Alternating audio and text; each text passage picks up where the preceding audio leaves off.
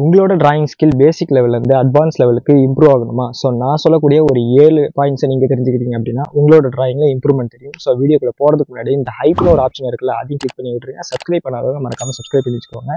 So let's get start. Point number 1, first உங்களுக்கு பேசிக் தெரிஞ்சிருக்கணும். என்னடா இது பேசிக்கெலாம் வந்து சொல்கிறேன், இதெல்லாம் மாடா ஒரு பாயிண்ட் அப்படின்னு சொல்லிட்டு கேவலமாக நினைக்காதீங்க. முதல்ல வந்து நீங்கள் பண்ணுற தப்பு என்னன்னாக்கா, இந்த மாதிரியான வீடியோஸ் இப்போ நான் இந்த ஒரு டாப்பிக்கில் ஒரு வீடியோ போடுறேன்னு வச்சுக்கோங்களேன், இந்த டாப்பிக்கில் வர வீடியோ மட்டும் பார்த்துட்டு போய் ட்ரை பண்ணுறீங்க. அப்படிலாம் கிடையாது. பேசிக்னா என்ன நான் சொல்கிறேன் அப்படின்னா, இந்த லைன்ஸ் போடுறது, அப்புறம் வந்து இந்த ஷேப்ஸ் வந்து யூஸ் பண்ணுறது, அந்த ஷேப்ஸ் எப்படி யூஸ் பண்ணணும், இந்த லைன் எதுக்காக போடுறாங்க, டிராயிங்கோடைய பேசிக்கான டூல்ஸ் என்ன, அதை நம்ம எப்படி யூஸ் பண்ணி வரையணும். ஸோ இப்படிங்கிற பேசிக்லாம் வந்து உங்களுக்கு தெரிஞ்சால் மட்டும்தான் நீங்கள் வந்து அடுத்த ஸ்டெப்புக்கு மூவ் ஆக முடியும். ஸோ அதனால தான் வந்து இதை நான் பாயிண்ட் 1லே சேர்த்துருக்கேன் அப்படின்னாக்கா, நீங்கள் பேசிக்ஸை எந்த அளவுக்கு நீங்கள் தெரிஞ்சுக்கணும் அப்படிங்கிறது இம்பார்ட்டன்ட் அப்படிங்கிறத நீங்கள் தெரிஞ்சுக்கோங்க. டிராயிங் பேசிக்ஸே தெரியாது ப்ரோ, அப்போ நான் என்ன ப்ரோ பண்ணுறது அப்படின்னு சொல்லிட்டு என்கிட்ட கேட்டிங்கன்னா ஒன்றும் கவலைப்படாதீங்க. நம்மளோட சேனலில் பேசிக்கான வீடியோஸ் வந்து நிறைய போட்டிருக்கோம். லிங்க்லாம் டிஸ்கிரிப்ஷனில் கொடுத்துருக்கேன். நீங்கள் போய் மறக்காமல் அதை வந்து செக் பண்ணிவிட்டு இந்த வீடியோ வந்து பார்த்தீங்கன்னா ரொம்ப யூஸ்ஃபுல்லாக இருக்கும். பாயிண்ட் நம்பர் 2, நம்மளுடைய டிராயிங்கோட டூல்ஸை வந்து இம்ப்ரூவ் பண்ணணும். அதாவது பேசிக் டூல்ஸ்னு ஒன்று இருக்கு இல்லையா, இந்த Apsara pencil, Natraj pencil, so இந்த மாதிரி பென்சிலை வந்து டிராயிங் யூஸ் பண்ணுவாங்க. ஸோ இதுலேருந்து நம்ம அட்வான்ஸாக மூவ் ஆகணும் அப்படின்னு சொல்லிட்டு ஒரு சில பேர் என்ன பண்ணியிருப்பாங்கன்னா, இது ஸ்கெட்ச் பென்சில்ஸ், அதாவது டிராயிங் ஷேடிங் பென்சில்னு சொல்லுவோம் இல்லையா, அதை யூஸ் பண்ணிட்டு இருப்பாங்க. ஸோ அந்த டிராயிங் பென்சிலை நம்ம கரெக்டான பென்சில் தான் யூஸ் பண்ணுறோமா அப்படிங்கிறது நமக்கு ரொம்பவே முக்கியம். இந்த ஃபேபர் கேஸ்டல், அப்புறம் வந்து இந்த ப்ரூஸ்டோ, இந்த அப்சரா பென்சில், டிராயிங் பென்சில்னு சொல்லிட்டு யூஸ் பண்ணுவாங்க. ஸோ இதெல்லாம் வந்து நல்ல ரிசல்ட் தராது. நம்ம மிட் ரேஞ்சில் ஒரு நல்ல பெஸ்ட் பென்சில் வேணும், நம்மளோட டிராயிங்கும் நல்லா இருக்கணும் அப்படின்னா ஒரு 2 பென்சில் தான் இருக்குது. ஒன்று டூம்ஸ் பிராண்டு யூஸ் பண்ணுங்கள், அப்படி இல்லைனா ஆர்ட்லைன் பிராண்டு யூஸ் பண்ணுங்கள். இந்த 2 பென்சிலுக்குமான கம்பேரிசன் வீடியோ கூட நம்ம சேனலில் போட்டிருக்கோம். ஸோ எந்த பென்சில் யாருக்கு கரெக்டாக இருக்கும் அப்படிங்கிறத நீங்கள் அந்த வீடியோ பார்த்து நீங்கள் வந்து தெரிஞ்சுக்கலாம். வீடியோவோட டிஸ்கிரிப்ஷன் லிங்க்கில் கொடுத்துருக்கேன், பார்த்து தெரிஞ்சுக்கோங்க. பாயிண்ட் 3ல் நம்ம பார்க்க போகிறது use medium range reference picture அப்படின்னு சொல்லலாம். அது என்னப்பா மீடியம் ரேஞ்ச் ரெஃபரன்ஸ் பிக்சர்? இப்போ பேசிக்காக வரைய போகிறவங்க என்ன பண்ணுவாங்க அப்படின்னா, இந்த ஃப்ளார்ஸு, அனிமல்ஸு, சின்ன சின்ன கார்ட்டூன் மாதிரி இருக்கக்கூடிய படங்கள், ஸோ இப்படி தான் நம்ம எடுத்து பேசிக்கில் கற்றுக்கிட்டு இருப்போம். பேசிக்லேருந்து நம்ம கொஞ்சம் மூவ் ஆகி போனோம் அப்படின்னாக்கா மீடியம் ரேஞ்ச் ரெஃபரன்ஸ் பிக்சர்னு சொன்னோம் இல்லையா, அப்படின்னா ஒன்றும் கிடையாது. ஒரு ஃபேஸ்ன்னு சொல்லலாம், ஒரு ஸ்ட்ரைட் ஃபேஸாக இருக்கலாம், இல்லைனா வந்து ஒரு வளைஞ்சிருக்கக்கூடிய ஃபேஸாக இருக்கலாம். அந்த ஃபேஸ் நம்ம எடுக்கக்கூடிய ஃபேஸோடைய ரெஃபரன்ஸ் பிக்சர் ரொம்ப வயசானவங்களுக்கு தான் இருக்கக்கூடியது, ஒரு யங் பர்சனுடைய ஃபேஸாக இருக்கலாம். ஸோ இந்த ஃபேஸை வந்து வரைய கற்றுக்கணும். அதை என்ன பண்ணணும் அப்படின்னாக்கா, ஸ்லோவாக ஒரு பார்ட்டை வரையணும் ஃபஸ்ட்டு. ஸோ அந்த ஒரு பார்ட்டை வந்து ஸ்லோவாக வரைஞ்சி முடிச்சதுக்கப்புறம் அது கரெக்டாக இருந்துச்சு அப்படின்னாக்கா மட்டும் அடுத்த பார்ட்டுக்கு மூவ் ஆகணும். ஸோ இதுதான் வந்து பார்த்தீங்கன்னா ரெஃபரன்ஸ் பிக்சரை கரெக்டாக எடுத்து, மீடியம் ரேஞ்ச் ரெஃபரன்ஸ் பிக்சர் எடுத்து இந்த மாதிரி நான் சொல்கிற மாதிரி ஸ்லோவாக ஒரு பார்ட்டை வரைஞ்சி முடிச்சுட்டு அடுத்த பார்ட்டுக்கு நீங்கள் மூவ் ஆகி பண்ணி போனீங்க அப்படின்னாக்கா உங்களோட டிராயிங்கில் இம்ப்ரூவ்மெண்ட் தெரியும். கொஞ்சம் அட்வான்ஸ் லெவலில் சூஸ் பண்ணுங்கள், ரொம்ப அட்வான்ஸாக வேணாம். Point number 4, shadows and lightings. இந்த பாயிண்ட் ஒன்றும் கிடையாது, ஜஸ்ட் சிம்பிள் தான். இப்போ பேசிக்லேருந்து கொஞ்சம் மிட்ரேஞ்ச் வரப்போ ஷேடிங் ஸ்டார்டிங்கில் நம்ம எப்படி பண்ணணும் அப்படின்னா, ஜஸ்ட்டு நம்ம டார்க் ஷேடிங்ஸ் இருக்குது, அதை தனியாக நம்ம வந்து ஒரு பென்சில் யூஸ் பண்ணலாம். எக்ஸாம்பிளுக்கு வந்து பார்த்திங்கன்னா ஒரு 4B பென்சில் நீங்கள் யூஸ் பண்ணிக்கலாம்.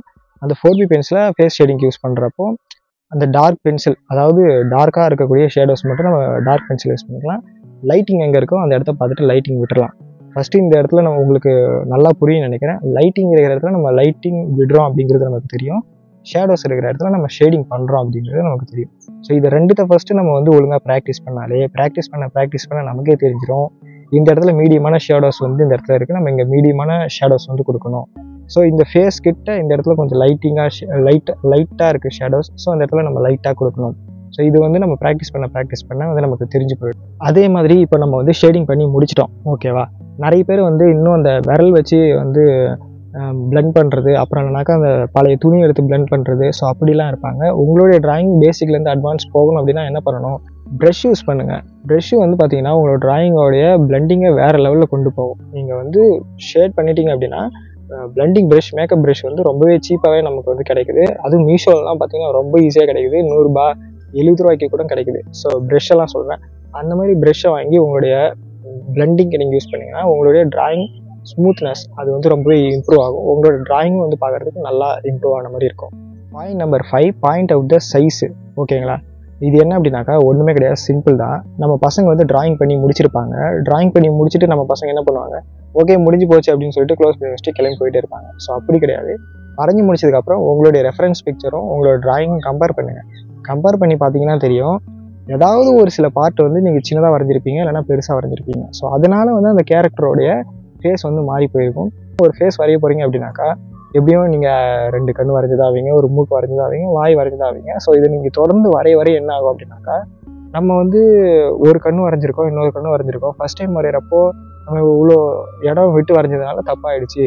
ஸோ இந்த டைமில் வந்து கரெக்டாக கவனித்து நம்ம வரையோன்னு சொல்லிட்டு 2வது டைம் வரையும் போது நீங்கள் வந்து கொஞ்சம் அப்சர்வ் பண்ணி கொஞ்சம் கிட்ட வச்சு வரைவீங்க.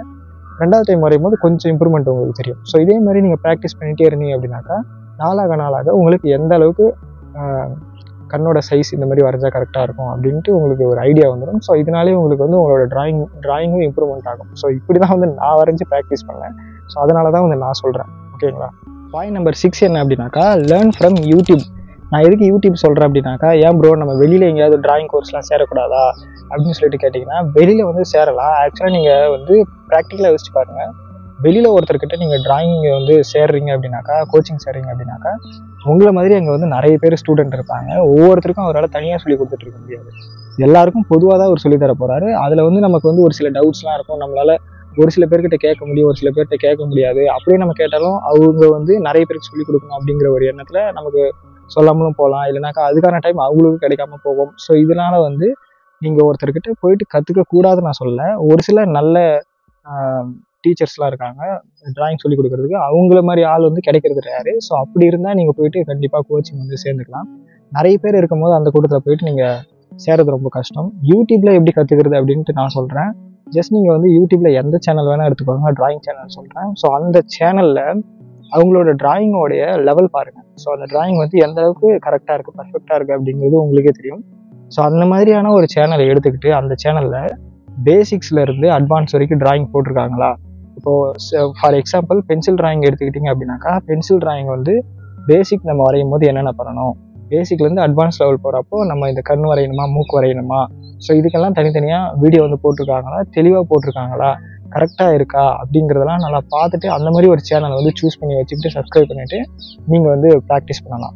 ஸோ ஃபார் எக்ஸாம்பிள் நம்ம வந்து தமிழில் சொல்ல போனோம் அப்படின்னாக்கா, ஒரு சந்துருன்னு ஒரு சார் ஒருத்தர் இருந்தார். ஸோ அவருடைய சேனல் நீங்கள் பார்த்துருக்கலாம். இப்போ தான் அவர் வந்து சரியாக வீடியோ போடுறதில்லன்னு நினைக்கிறேன். ஸோ அவர் வந்து நல்லாவே டீச் பண்ணிட்டு இருந்தார். அவருடைய சேனல் பார்த்து தான் நம்ம கூட இன்ஸ்பயர் ஆகி இந்த சேனல் ஓப்பன் பண்ணோம். ஸோ அதுக்கப்புறம் நம்ம சேனல்லாம் பார்த்தீங்கன்னா உங்களுக்கே தெரியும் நம்ம சேனலில் எந்த லெவலில் சொல்லி கொடுத்துட்ருக்கோன்னு சொல்லிட்டு. பேசிக்ஸ் வந்து நான் அந்தளவுக்கு க்ளீனாக சொல்லி கொடுக்கலனாலும் ஓரளவுக்கு அட்வான்ஸ்லாம் கொஞ்சம் நல்லா தான் சொல்லி கொடுத்துட்ருக்கேன்னு நான் நம்புகிறேன். எப்படின்ட்டு நீங்கள் வந்து கமெண்ட் செக்ஷனில் சொல்லுங்கள். ஸோ லேர்ன் ஃப்ரம் யூடியூப்பில் இந்த மாதிரி ஒரு நல்ல ஒரு சேனல் எடுத்து வச்சுக்கிட்டு லேர்ன் பண்ணுங்கள். Final point 7. ஸோ இதுக்குள்ளார வந்துட்டோம். இந்த பாயிண்டில் சிம்பிளாக ஒன்று தான். உங்களுக்கு இன்ட்ரெஸ்ட் இருக்கும் போது நீங்கள் வரைங்க. இன்ட்ரெஸ்ட் இல்லாத டைமில் தூக்கி ஓரம் போட்டுட்டு உங்கள் வேலையை பாருங்கள். இன்ட்ரெஸ்ட் இருந்தால் மட்டும்தான் உங்களோட ட்ராயிங் வந்து பர்ஃபெக்டாக வரும். ஸோ அது போக இன்னொரு விஷயம் என்னென்னாக்கா, நீங்கள் வந்து ஃபீட்பேக் கேட்கணும்.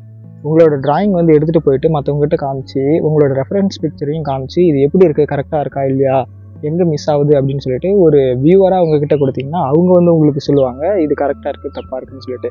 இதில் என்ன ஒரு முக்கியமான விஷயம்னா, தப்பி தவறி கூட உங்கள் ஃப்ரெண்ட்ஸுக்கிட்டேயோ ரிலேஷன்ஸ்கிட்டேயோ காமிச்சிடாதீங்க.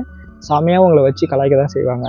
ஒரு ஜென்யூனான பர்சன் கிட்ட போயிட்டு நீங்கள் இதை கொடுத்து எப்படி இருக்குன்னு கேட்டிங்கன்னா அவங்க வந்து கிளியராக சொல்லுவாங்க இந்த இடத்துல தப்பு இருக்குன்னு சொல்லிட்டு. ஸோ நம்ம அதை வந்து கவனித்து வச்சுக்கிட்டு அதை நம்ம அடுத்த டைம் இதே பிக்சரை திரும்ப வரைஞ்சி நம்ம அதை வந்து சரி செஞ்சு வரைஞ்சி பார்த்தோம்னா நமக்கு இன்னுமே நம்மளோட ட்ராயிங்கில் இம்ப்ரூவ்மெண்ட் தெரியும்.